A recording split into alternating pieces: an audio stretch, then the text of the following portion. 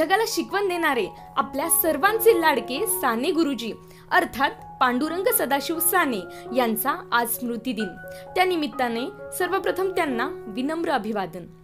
कुठेही न मागता भरभरून मिळालेलं दान म्हणजे आई, विधात्याच्या निर्भीड कृपेचं वरदान म्हणजे आई।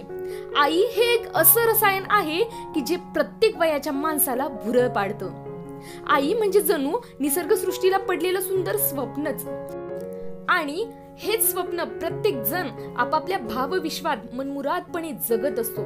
तसंच मराठी साहित्य सृष्टीलाही एक अजरामर स्वप्न पडलं, ते म्हणजे साने गुरुजी लिखित श्यामची आई या पुस्तकाचं। चला तर मग मित्रांनो, आज आपण साने गुरुजींच्या स्मृती दिनानिमित्त त्यांनीच लिहिलेल्या श्यामची आई या पुस्तकाची समीक्षा करणार आहोत। श्यामची आई या पुस्तकाचं नाव जरी ऐकलं तरी मनात पवित्रतेची भावना निर्माण होते, कारण या पुस्तकातला एक एक शब्द काळजाला भिडून जातो। या पुस्तकातील साध्या सोप्या गोष्टीतून जीवनाचा चांगुलपणा अत्यंत सरळपणे मांडलाय, हे या पुस्तकाचं आश्चर्यच म्हणावं लागेल।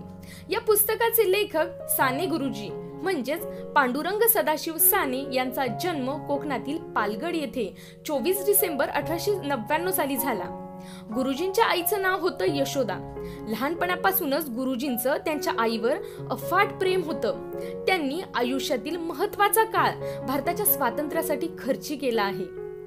श्यामची आई हे पुस्तक गुरुजींनी नाशिक येथील तुरुंगात अवघ्या 5 दिवसात लिहून पूर्ण केलंय। यावरूनच आपल्याला साने गुरुजींचं आईवरील प्रेम दिसून येतं।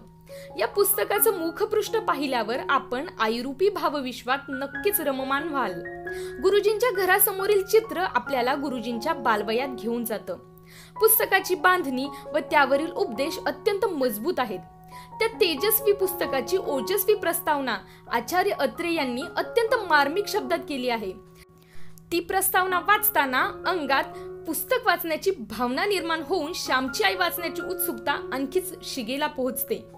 पुस्तकाचे शीर्षक जरी श्यामची आई असलं तरी यात श्यामपेक्षा संस्काराचे धडे देणारी त्याची आईच नायिका वाटते, कारण या पुस्तकातील आई श्याम सोबतच आपली आई केव्हा होते हे कळतच नाही। या कथेतील प्रत्येक उपदेश जणू आपलीच आई आपल्याला साध्या सरळ भाषेत सांगते असे वाटते, कारण या पुस्तकातील भाषा ही प्रत्येकाच्या आईचीच भाषा आहे।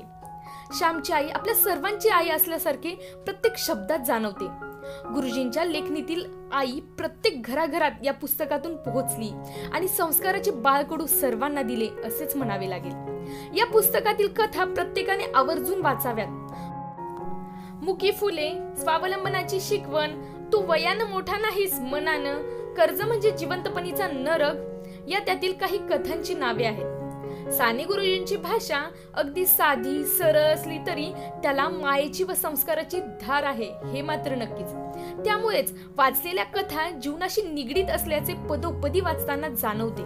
या कथांमधून संस्काररूपी शिकवण खूप काही शिकवून जाते, कारण बालमनावरील संस्कार हेच आयुष्यभरातील वागणुकीची पुंजी असतात। त्यामुळेच प्रत्येकाने वाचावे असे संस्कारक्षम पुस्तक म्हणजे श्यामची आई।